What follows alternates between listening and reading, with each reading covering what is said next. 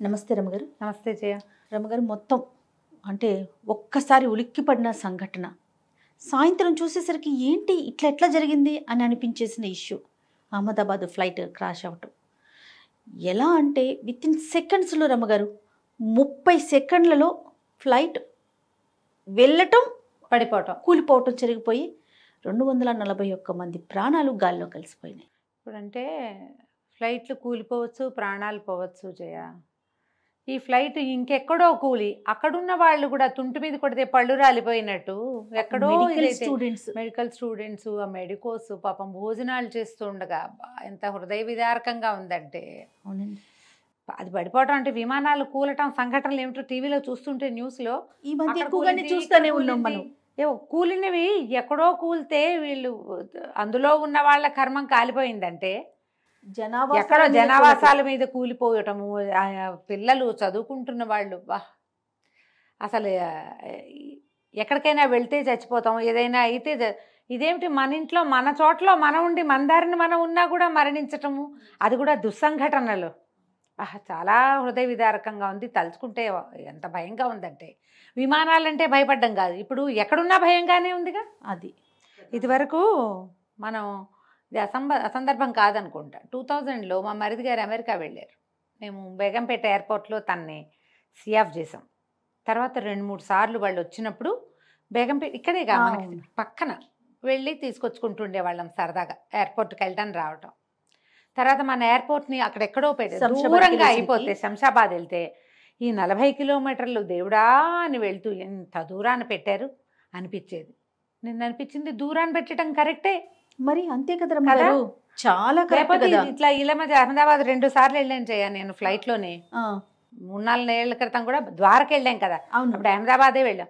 అది ఇళ్ల మధ్య ఉన్నట్టే ఉంది ఎయిర్పోర్ట్. అవునండి, అంతే. మరి అదేమి మరి చాలా ఊరికి దూరంగా ఉండి, ఇప్పుడు మన శంషాబాద్ ఎట్లా ఉంది ఖాళీగా ఎయిర్పోర్టే, అలా ఏం లేదు, కొంచెం చుట్టూ అంతా ఉంది. ఇప్పుడు మరి లేకపోతే ఇక్కడ అది ఎగిరింది, కూలింది, కాలేజీ మీదే పడిపోయింది. అవును, 30 సెకండ్స్ ఊరికి దూరంగా ఉండటం కరెక్టే కదా. 100% కరెక్ట్. ఇప్పుడు మనం 40 కిలోమీటర్లు 50 కిలోమీటర్లు ఎయిర్పోర్ట్కి వెళ్ళడం కష్టం అనుకుంటున్నాం, కానీ ఏ దుస్సంఘటన జరిగినా జరగకూడదు అట్లాంటివి. ఒకవేళ జరిగినా దానికి కారణం దేనివల్ల జరిగిందో అదొకటే కాకుండా చుట్టూతా ఉన్న వాళ్ళు కూడా పోతారంటే ఎలాగమ్మా? కాదు రమ్మగారు, ఎంత కష్టపడితే మెడిసిన్ సీట్ వస్తుంది, వాళ్ళ మీద వాళ్ళ తల్లిదండ్రులు ఎన్ని ఆశలు పెట్టుకొని ఉంటారు. ఈ ఫ్లైటు ఎన్ని వందల మంది ఉన్నారు, అందులో 200 మందికి ఎన్ని ఆశలు, ఎన్ని కలలు, ఎన్ని ఊహలు, అవతల ఎన్ని మీటింగ్లు, ఎన్ని జీవితాలు వీళ్ళ కోసం వెయిటింగ్. ఒక్కొక్క మనిషికి ఒక కుటుంబం ఉంటుంది కదా, వీళ్ళ మీద డిపెండ్ అయిన జీవితాలు ఎన్నో. అదొకటైతే ఈ ఫ్లైట్లో ఉన్న వాళ్ళైతే ఈ మెడికోస్ పాపం ఎంత సేవ చేసేవాళ్ళు మనకి కదండి, కదా. దేశానికి ఉపయోగపడాల్సిన పిల్లలు పోవటం అనేది చాలా బాగా. న్యూస్ చూస్తుంటే హృదయ విదారకంగా ఉంది. మనం ఎన్నో చూస్తాం, ఇది మాత్రం అబ్బో అనేది తెలియని విషయంగా తోస్తోంది. ఎక్కడ తప్పిదం జరిగింది, దేని వల్ల జరిగింది, ఎలాంటి చర్యకి పూనుకున్నారు, ఏమన్నా జరిగిందా అంటే రకరకాల ప్రశ్నలు, రకరకాల అనుమానాలు. చాలా రోజులు గడిస్తే గానీ విమానంలోనే సమస్య ఉందా, లేకపోతే ఏదైనా వాళ్ళు సరిగ్గా చేయలేకపోయారా, బ్లాక్ బాక్స్ అంటున్నారు కదా రమ్మగారు, అది రివీల్ అయితే అప్పుడు ఏమైనా తెలియాలి ఫలానా కారణం అని. అంటే ఒకవేళ ఎయిర్క్రాఫ్ట్లోనే ఏదైనా ప్రాబ్లం ఉంటే ప్రతిరోజు చెక్ చేస్తారు కదా జనరల్గా. ఏదైనా ఒక దూరం మనం ఇక్కడి నుంచి ఎక్కడికి వెళ్ళాలన్నా దాన్ని కూడా చూసుకోవాలి. ఇది లండన్ వెళ్ళాల్సిన ఫ్లైట్, మరి ఇంత దూరం ఇంటర్నేషనల్ ఫ్లైట్ అయినప్పుడు ఇంతమంది ప్రాణాలని పణంగా పెడతారా? అంత పొరపాట్లు జరుగుతాయా ఎక్కడైనా? అదేదో ముందే ప్రాబ్లం అయ్యిందో అప్పటికప్పుడే దాంట్లో ఏదైనా సడన్గా జరిగిపోయిందా అనేది మనం ఈ వ్యవహారం అంతా బయటకు వస్తే కానీ తెలీదు. ఇప్పుడు వ్యవహారం సంగతి ఎట్లా ఉన్నా, ఈ పోయిన ప్రాణాలు, ఈ చితికిపోయిన కుటుంబాలు దుర్భరమైంది కదా రమ్మగారు. ఒకే కుటుంబానికి చెందిన 5 చనిపోయారు రమ్మగారు. అవునట. భార్యాభర్త 3 డాక్టర్ అమ్మాయి ఇక్కడ నుంచి లండన్ వెళ్తున్నారు, ఇంకా అక్కడ సెటిల్ అయిపోదాం పిల్లల్ని తీసుకొని. ఇన్స్టాలో 30 మంది అయినా షేర్ చేశారు జయ. ఆ అమ్మాయి ఆ పిల్లల ఫోటోలు చూస్తే పిల్లల కడుపులో ఎంత ఇదిగా ఉందంటే, అయ్యో ఏదో ఇక్కడ కాదని అక్కడ అద్భుతంగా జీవిద్దామని వెళ్తే అసలు ఏంటి సమయం ఇవ్వలేదు కదమ్మా. అసలు ఏదో వెళ్ళాం, కొంత దూరం వెళ్ళాం, అది కూడా కాదు. వెళ్ళింది లేవడం ఏమిటి, పడిపోవటం ఏమిటి, జీవితం క్షణభంగురం అంటారు ఇదే కదా. ఇదే కదా రమ్మగారు. మనం ఎన్ని ప్లానింగ్లు చేస్తాం, భగవంతుడు చూడు సింపుల్గా ఒక దెబ్బకి ఒక 30 సెకండ్లలో ముగించేసాడు. పైగా ఓ కథ కాదు, ఇంతమందే. పైగా ఇందులోంచి ఒక్కడు బతికి మృత్యుంజయుడు రావడం చూసారు. అతనికి తెలిసే దూకేశాడని కదా అంటున్నారు. మరి అతనికి అర్థమైంది అంటే తను ఎమర్జెన్సీ ఎగ్జిట్ దగ్గర ఉన్నాడంట రమ్మగారు. అది రాలేదంట, చాలాసేపు పుష్ చేసిన తర్వాత అది వచ్చేసరికి తను దూకాడు. కానీ అసలు ఎంత అయోమయం, ఏం చేస్తున్నాను, ఏం జరుగుతుందో, అసలు తను బ్రతికున్నానన్న విషయం కూడా తెలియలే అతనికి. కాకపోతే మామూలుగా మనం ఫ్లైట్ ఎక్కుతాం అజయ, 100కి 80 మంది అటెంటివ్గా ఉండరు. ఈ ఫ్లైట్ ఎక్కి కూర్చుంటే ఇది ఇంటర్నేషనల్ ఫ్లైట్, వీళ్ళు ఏం చెప్తున్నారు ఇవన్నీ మనకు తెలుసు అనుకుంటాం. మనం అలవాటుగా ఎక్కుతున్న వాళ్ళు ఏంటంటే క్యాజువల్గా బెల్ట్ పెట్టుకోవటం, క్యాజువల్గా సామాన్లు సర్దుకోవటం, ఇంతే తప్ప వాళ్ళు పట్టించు అసలు ఏం జరుగుతోంది, ఇది కదులుతోందా, ఎక్కుతోందా, లేస్తోందా, దాని మీద అసలు దృష్టే ఉండదు 80% పీపుల్కి. అవును, కొత్తగా ఎక్కిన వాళ్ళు కొంచెం గుండెలు చేతిలో పట్టుకుని చూస్తుంటారు. అలవాటుగా ఒక 4-5 ఫ్లైట్ జర్నీలు చేసిన అలవాటు ఉన్న వాళ్ళు అయితే ఇక అసలు ఏమీ పట్టించుకోరు. అయితే ఇది అన్ఎక్స్పెక్టెడ్ గా జరిగిన దానికి మనం ఏం చేయలేరు. కానీ మీరు అన్నది కూడా వ్యాలిడ్ పాయింట్ అండి. అటెంటివ్ గా ఉండాలి మనం. ఇప్పుడు ఇలాంటి ఫ్లైట్ జర్నీలు అవి చేసేటప్పుడు కొంతైనా అది టేకాఫ్ అయి పైకి వెళ్ళి గాల్లోకి వెళ్ళేదాకా అయినా కూడా మనం వాట్ ఈజ్ వాట్ అని చూసుకోవాలేమో అనిపిస్తుంది. ఫోన్ ఆఫ్ చేయమంటారు, దాన్ని ఎవ్వరం పట్టించుకోరు జనరల్ గా. అంటే వీటి వల్ల ప్రమాదాలు జరగవా అంటే అసలు దానికి దీనికి సంబంధం లేదు. బట్ మీరు అన్నట్లుగా కాస్త జాగ్రత్తగా కొంచెం అటెంటివ్ గా ఇది మూవ్ అయింది, ముందుకెళ్తుంది, రన్వే మీద పరిగెడుతోంది, టేక్ ఆఫ్ అయింది, పైకి వెళ్ళింది, పైకి వెళ్ళాక ఇట్లా కదులుతుంది, కొంచెం స్టేబుల్ అయింది, అంత మటుకు కొంచెం శ్రద్ధ వహిస్తే ఇంకొంచెం ఏమైనా కొంతమంది ఏమైనా బయటపడే వాళ్ళేమో. అసలు టైం లేదు, అంత కూడా లేదు, అసలు జస్ట్ మూవ్ అయింది. మీరు గమనించారా వీడియో? అసలు అప్పు వెళ్ళలేదు, అది వెళ్ళలా, కొంత మటుకే కదా, జస్ట్ ఇట్లా వెళ్ళింది. ఒక అమ్మాయి అట, మీరు చూసారేమో, మార్నింగ్ నుంచి న్యూస్ చూస్తూ ఉండుంటారు, ఫ్లైట్ మిస్ అయిందంట, ట్రాఫిక్ లో ఉండిపోయి తప్పించుకుంది. ఎంత రిక్వెస్ట్ చేసిందంట, పంపించండి పంపించండి అని. నో అంటే నో అన్నారు. 10 నిమిషాల లేటు తన ప్రాణ జీవితం కాపాడబడింది. మనం ఏమంటాం, ఒక 10 నిమిషాలు ఎడితే జీవితకాలం లేట్ అయిపోయినట్టు అనుకోండి. బతికే ఇక్కడ ఆలస్యం అమృతం విషయం కాదు రమ్మగారు, అదే నిదానమే ప్రధానం. అలాగే అయింది. అంటే అది తప్పిపోవటం ఈమె బతకడానికి, అందరూ పోయినా అతను ఒక్కడు బతకడానికి. అమ్మాయి అమ్మగారు అక్కడ మాట్లాడి రిక్వెస్ట్ చేసి వాళ్ళు ఒప్పుకోలేదట. తనకి కోపం వచ్చి చి అనుకుని ఇట్లా వెనక్కి తిరిగింది, ఎగ్జిట్ కి వెళ్తుందంట, వెళ్ళలేదట, ఎగ్జిట్ అవ్వకముందే పడిపోయింది. జీవితం నిజంగా ఎంత క్షణాల్లో అయిపోతుంది జయ. మనమే ఇలా ఏవైనా మాట్లాడేటప్పుడు చెప్తామా, కన్ను మూస్తే మంది కాదు, క్షణం గడిస్తే ఏమిటో, రేపొద్దున ఏంటో మనకు తెలీదు. ఇవి చాలా సార్లు మాట్లాడుకున్నాను జయ. కానీ అది కంటికి కనపడితే దాన్ని జీర్ణించుకోలేం జయ కదా. అసలు జల్లుమంటుందండి, జల్లుమంటుంది. మళ్ళీ మళ్ళీ అసలు నువ్వు న్యూస్ ఓపెన్ చేయి, ఇన్స్టా ఓపెన్ చేయి, ఫేస్బుక్ ఓపెన్ చేయి, యూట్యూబ్ ఓపెన్ చేయి, ఇదే. అవునండి, దీన్ని చూసి చూసి చూసి వాళ్ళు వీళ్ళు పాప దుఃఖాలు, ఎన్ని జీవితాలు, ఎన్ని కుటుంబాలు, మహాదుర్భరంగా ఉంది జయ. ఎంతసేపు నాకు అనిపిస్తుంది, ఇప్పుడు భార్యాభర్త 3 పిల్లలు వెళ్ళిపోయారు. ఇప్పుడు ఒక భర్త ఉండి అందులో ఆయన ఈ పని ఇలా అయిపోయి వెనకాల 1-2 పిల్లలు, భార్య, అతన్ని నమ్ముకున్న పెద్దవాళ్ళు, అమ్మా నాన్ననో ఏ అన్నదమ్ములు ఉంటే వీళ్ళందరి పరిస్థితి ఏంటి? అట్లా వీళ్ళంటే కంప్లీట్ ఫ్యామిలీ, మిగతా అందరు అట్లా కాదు గారు. ఎవరు అమ్మా నాన్న వెళ్ళారు, పిల్లలు ఉండిపోయారు, లేదా పిల్లలు వెళ్ళారు, అమ్మా నాన్న ఉండిపోతారు, భార్యాభర్తల్లో ఒకరు ఎక్కారు, 2వ వాళ్ళు వెనకాల ఉండిపోయారు. వాళ్ళే ఆ కుటుంబానికి ఆధారం, ఆసరా కూడా అయ్యి ఉండొచ్చు. ఇలాంటప్పుడే మనము ఏమనిపిస్తుంది అంటే సెక్యూరిటీ చాలా అవసరం కదా జయ. 200% మార్నింగ్ నుంచి నేను ఇదే కంటెంట్ చేస్తున్నానండి. సెక్యూరిటీ ఎంత అవసరం మనకి, హెల్త్ సెక్యూరిటీ, మన జీవితానికి ఒక సెక్యూరిటీ ఎంత అవసరం అనే దాని మీద మాట్లాడుతున్నాం.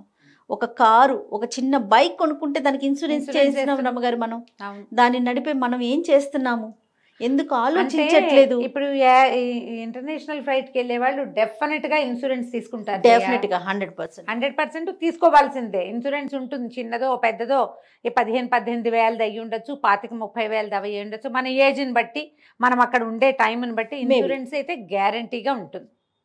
ఇప్పుడు ఇన్సూరెన్స్ అంటే అక్కడ ఏదైనా అనారోగ్యం వస్తే దానికి ఇన్సూరెన్స్. నువ్వు ఈ దారిలో మన ప్రాణం పోతే ఇన్సూరెన్సు వెనకాల మనకి ఇప్పుడు నీకు ఏదైనా వైద్య సహాయం అవసరమైతే హెల్త్ ఇన్సూరెన్స్, లైఫ్కి ఇన్సూరెన్స్ కావద్దు, మస్ట్ అండ్ షుడ్ రమ్మగారు. ఫ్యామిలీ సపోర్ట్కి అవసరపడుతుంది కదా. అంటే ఇలాంటప్పుడు ఇవి మాట్లాడకూడదేమో కానీ ఇలాంటివి ఏమైనా జరిగినప్పుడు ఇతరులు జాగ్రత్త పడవలసిన సమయమేమో ఇది. ఇది అలారం అంటే మన జీవితం ఎప్పుడు అలారం ఎంగేజ్ అయ్యా. ఎందుకంటే మనకి ఏ రోజు రాత్రి పడుకున్నాం తెల్లవారు మామూలుగా లేస్తామన్న నమ్మకం ఎవరికీ లేదు. అందులో చిన్న పెద్ద లేదు. మనం స్పోర్ట్స్ పర్సనాలిటీస్ శుభ్రంగా ఉన్నవాళ్ళు జిమ్ చేస్తూ చనిపోయిన బంగారు కొండలను కూడా చూసాం. ఇలాంటి ఘటనలు అది నిజం అని చూపిస్తుంది. అంతే కదా. ఒట్టిగా ఏమీ లేదు, క్యాజువల్ చిన్న ఒక డిగ్రీ 2 డిగ్రీల టెంపరేచర్ తోటి హార్ట్ అటాక్ వచ్చేసిన వాళ్ళు, ఏమీ లేకుండా బాత్రూంలోకి వెళ్ళి బయటికి రాని వాళ్ళు, ఏదో రోడ్డు మీదకి వెళ్తారు 2 నిమిషాల తర్వాత ఇంటికి వచ్చేస్తారంటే ఇక రారు. ఇలాంటివి చూసినప్పుడు మనకి ఒక శ్మశాన వైరాగ్యం కలుగుతుంది ఆ ప్రతి వాళ్ళకి. ఇంతే కదా జీవితం అనిపిస్తుంది. కానీ మనం ఏం చేస్తామంటే ఒక రోజు గడిచేసరికి ఇక అది కేవలం ఒక సీను, ఒక మాట్లాడుకునే ఒక విషయంగానే ఉంటుంది కానీ దాని నుంచి మనం నేర్చుకునేది, దాని నుంచి మనం జాగ్రత్త పడేది ఎప్పుడు ఉండదు, మర్చిపోతాం మనం. కానీ ఇలాంటివి జరిగినప్పుడు ఒకళ్ళనొకళ్ళు మనం మోటివేట్ చేసుకునైనా మనం ఏదైనా లైఫ్ ఇన్సూరెన్స్ లాంటిది, ఫ్యామిలీ సెక్యూరిటీకి ఏదైనా చేయాలి ప్రతి వాళ్ళు కూడా. ఇది ఆలోచించాల్సిందే. ఎక్కడికో వెళ్తున్నాం, ఒక పెద్ద ప్రయాణం, 1 నెల రోజులైనా ఏదో ట్రిప్పు తిరుగుతాం, ముందు వెనక చూసుకుని వెళ్ళాలి. చూసుకుంటున్నారేమో జనాలు, చూసుకోని వాళ్ళు కూడా కనపడుతున్నారు కదా. ఏం చూసుకోరు. సడన్గా 50 ఏళ్ళు రోజు తిరుగుతూ శుభ్రంగా వంటలు చేస్తూ మామూలుగా ఉంటారు. సడన్గా ఆల్ ఆఫ్ ఏ సడన్ ఒక చిన్న అనారోగ్యం, హాస్పిటలైజ్ అవుతారు, లక్షలు వదిలిపోతాయి. వీళ్ళ దగ్గర ఇన్సూరెన్స్ ఉండదు, లైఫ్ ఇన్సూరెన్స్ ఉండదు, హెల్త్ ఇన్సూరెన్స్ ఉండదు, ఏ పాలసీలు ఉండవు. కొన్నిటికి కొన్ని ఫ్యామిలీస్, కొన్ని కంపెనీలు ఫ్యామిలీలను కూడా సపోర్ట్ చేసేవి ఉన్నాయి, కొన్ని ఉండవు. కొన్ని ఓన్లీ ఆ వ్యక్తి వరకే ఉంటాయి. అప్పుడు ఏం చేయాలి వీళ్ళు? ఇప్పుడు ఒకళ్ళకి ఇట్లా జరిగింది అనుకో, మిగిలిన వాళ్ళు జాగ్రత్త పడాలి. ఇప్పుడు ఇంత పెద్ద ప్రయాణం చేస్తున్నారు వాళ్ళు, ఎవరో పాపం వెళ్తున్నారు, వెళ్ళారు, అయిపోయారు. ఇప్పుడు అక్కడ చనిపోయిన మెడికో పిల్లలు అంటావా, ఇక అసలు పాపం వాళ్ళు ఇప్పుడే జీవితం మొదలుపెట్టిన వాళ్ళు. ఇలాంటిది ఊహించే పరిస్థితి కూడా కాదు వాళ్ళది. చాలా అన్యాయమైన పరిస్థితి ఏంటంటే ఎవరిదంటే వాళ్ళది. వాళ్ళ దారిన వాళ్ళు ఉన్నారు, వాళ్ళు ఎక్కడికి వెళ్ళటల్లా, ఏం ప్రయత్నం లేదు, వాళ్ళ దారిన వాళ్ళు అన్నాలు తింటూనే పోయారు పాప వృధాగా పసిబిడ్డలు. ఎంత దేశానికి ఉపయోగపడే పిల్లలు కదా, ఉసూరుని అనిపిస్తోంది. వాళ్ళు తలుచుకుంటేనే డాక్టర్లు లేరు మనకి ఓ పక్కన. ఇప్పుడు ఇంకా కొన్నాళ్ళు పోతే వాళ్ళు ఉపయోగపడతారు కదా 100%. వాళ్ళ జీవితాలకు వాళ్ళెంత ప్లస్, దేశానికి ఎంత ప్లస్, అది మనం దగ్గర చెయ్యలేం. మామూలుగా మనమైనా ఎక్కడికైనా వెళ్ళేటప్పుడు కొంచెం జాగ్రత్త.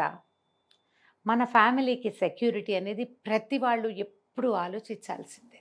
రమ్మగారు, బస్ అయినా, ట్రైన్ అయినా, ఫ్లైట్ అయినా, ఎక్కడికి రోడ్డు మీద నడుస్తున్నా ప్రమాదం ఏ క్షణంలో ఎటు నుంచి వస్తుందో ఏం తెలుసు. ఇంట్లో ఉన్నా కూడా వస్తుంది కదా. ఇంట్లో మనకి బస్ జర్నీ చేస్తున్నా మనకి టికెట్ లో ఉంటుంది ఇన్సూరెన్స్. అవును, దానికి మనం పే చేయాలి ఎక్స్ట్రా. ఇది ఎంత మందికి అవేర్నెస్ ఉంది, ఎంత మంది చేయగలుగుతున్నాము? చేయరు. మస్ట్ అండ్ షుడ్ గా చెయ్యాలి.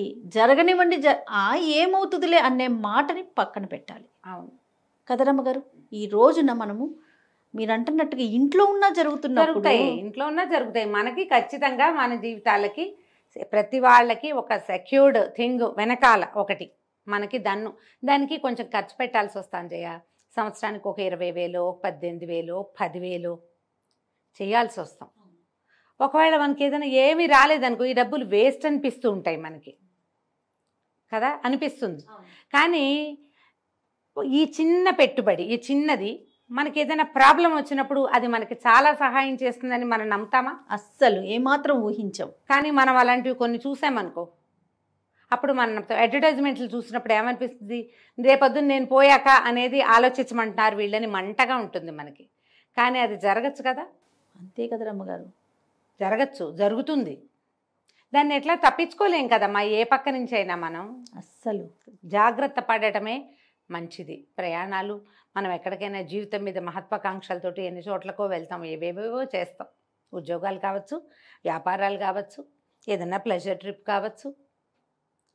ఊరికే వెళ్ళిన వాళ్ళు కూడా ఉండుంటారు కదా. 100% అండి, 100%. అక్కయ్య వాళ్ళు అహ్మదాబాద్లో ఉండొచ్చారు కదా, చాలా సంవత్సరాలు అక్కడే ఉన్నారు వాళ్ళు. పాత మాజీ సీఎం గారు, ఆయన ఎంత తలుచుకుంటున్నారో. నిన్నటి నుంచి మా అక్కయ్య కూడా ఏం మూడ్లో లేదు. వాళ్ళు అహ్మదాబాద్లోనే ఉన్నారు 25-30 సంవత్సరాల పాటు. వాళ్ళకి తెలిసిన కాలేజీయే అది. ఓహో. మరి ఫ్లైట్లలో తిరిగితే హైదరాబాద్ రావడానికి ఎప్పుడు ఫ్లైట్లోనే వచ్చేవాళ్ళు. మనం కూడా ఇందులోనే ప్రయాణాలు చేసాము, అవన్నీ గుర్తొస్తాయి కదా.